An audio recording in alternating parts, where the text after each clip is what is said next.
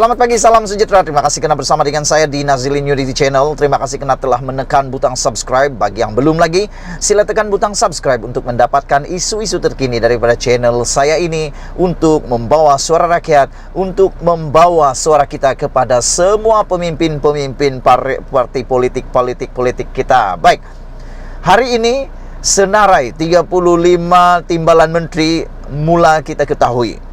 Siapakah antaranya? Ikuti terus ulasan ini.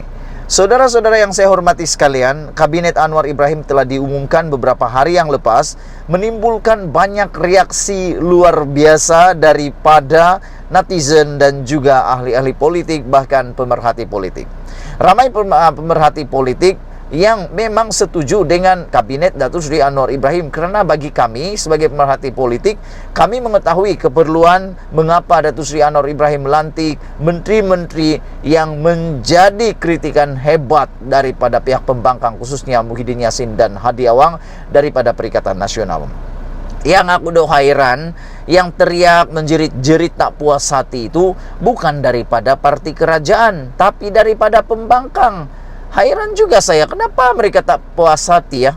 Mungkin ialah kan mereka tidak masuk dalam kabinet tersebut. Kalau mereka masuk, mungkin mereka akan puas hati. Biasalah, nak puaskan hati semua manusia ini susah. Seperti pemerhati politik katakan, mereka kata tiada satu pun kabinet yang pernah dipuji 100% markanya. Semua kabinet yang dibuat pasti ada saja cacat celah yang boleh dikritik, bahkan boleh dipersoalkan. Lebih-lebih lagi, Kabinet Datuk Seri Anwar Ibrahim kali ini adalah kabinet yang paling luar biasa. Belum pernah ada kabinet seperti yang dihadapi oleh Datuk Seri Anwar Ibrahim. Dan saya pikir kalau orang lain yang buat kabinet ini, ianya jauh lebih teruk kali atau jauh lebih banyak kritikan. Orang kritik Datuk Seri Anwar Ibrahim, belum tentu lagi kalau Muhyiddin yang buat atau Hadi yang buat kabinet. Coba pikir-pikirkan apa yang jadi dengan kabinet tersebut kan? Apakah itu yang Anda kehendaki, saudara-saudara? Baiklah, hari ini 35 nama telah pun mula dikeluarkan sebagai timbalan menteri dalam kabinet Datuk Seri Anwar Ibrahim. Ikuti terus pendedahan ini supaya kamu tahu siapa 35 orang yang akan menjadi timbalan menteri dalam kabinet Anwar Ibrahim itu. Mungkin Anda sangka sianu dan sianu, sipulan dan sipulan. Ada orang yang bergurau, mereka kata, betulkah Najib Tun Razak masuk di dalam timbalan kabinet Datuk Seri Anwar Ibrahim? Tidak mungkinlah, saudara-saudara. Tidak mungkinlah, itu hanya gurauan, sendaan, editing daripada netizen sahaja. Datuk Seri Najib Tun Razak sekarang ini memang sedang berehat di penjara Kajang. Takkanlah tiba-tiba dia keluar pula jadi timbalan menteri pula kan? Itu hanya mainan persepsi memburukkan saja. Tiada, Najib tidak masuk dalam senarai tersebut, itu pasti. Baik, sekurang-kurangnya 35 nama telah dimasukkan dalam ahli parlimen daripada ahli parlimen Pakatan Harapan, Barisan Nasional Gabungan Rakyat Sabah, GRS, Gabungan Parti Sarawak, GPS, Parti Warisan, serta parti lain yang sedang dipertimbangkan untuk mengisi portfolio timbalan menteri. Sumber yang boleh dipercayai yang rapat dengan perbincangan bagi jawatan itu memaklumkan jumlah timbalan menteri itu mungkin akan dihadkan kepada satu bagi setiap kementerian, kecuali membabitkan beberapa kementerian yang telah disatukan. Anda setuju atau tidak? Saya setuju. Ini bagi mengurangkan saiz kabinet, dan juga ini bagi mengelakkan pembaziran berlaku. Daripada banyak penasihat, daripada banyak duta-duta khas yang tidak berfungsi lain langsung, lebih baik hanya ada satu atau dua yang dibuat untuk kementerian yang telah disatukan, bagi memaksimumkan tugas kerja mereka. Beliau berkata, sumber itu berkata, ia mengambil kira hasrat kerajaan persekutuan pimpinan Anwar Ibrahim yang mahu mengecilkan kabinet berbanding kabinet Ismail Sabri Yaakob dan juga Abah Muhyiddin Yassin. BH dimaklumkan, kementerian seperti Kementerian Sumber Asli, Alam Sekitar dan Perubahan Iklim misalnya, yang sebelum ini adalah Kementerian Tenaga dan Sumber Asli, KETSA, serta Kementerian Alam Sekitar dan Air Kasa dijangka mempunyai 2 timbalan menteri. Terdapat kemungkinan Kementerian Kemajuan Desa dan Wilayah juga akan mempunyai 2 timbalan menteri berikutan. Sudah tidak ada lagi Kementerian Wilayah Persekutuan dan Kabinet dalam ketika ini.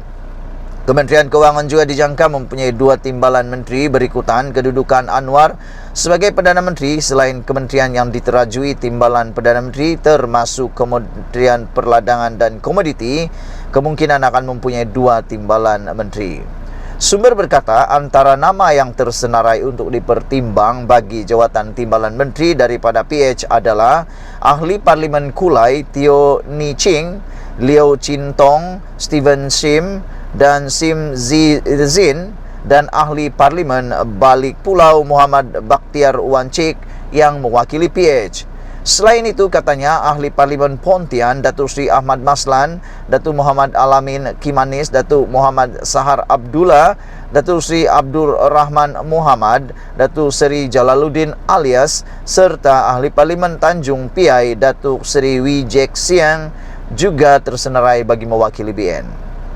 Semua mereka sebelum ini pernah dilantik sebagai timbalan menteri di bawah pentadbiran bekas Perdana Menteri Datuk Seri Najib Razak, Tun Dr. Mahathir Mohamad, Tan Sri Muhyiddin Yassin dan Datuk Ismail Sabri Yaakob. Perbincangan akan dibuat Perdana Menteri dengan pemimpin utama parti yang membentuk kerajaan bagi meneliti portfolio yang bersesuaian. Proses bermula minggu ini dan dijangka berterusan hingga minggu depan, katanya. Sementara itu, beberapa muka baru juga dijangka tersenarai dalam senarai tersebut, termasuk Chong Chiang Jen, Chan Fong Hin, Yong Safura Othman, Ji Ganabatirau dan Sarezan Johan mewakili DAP.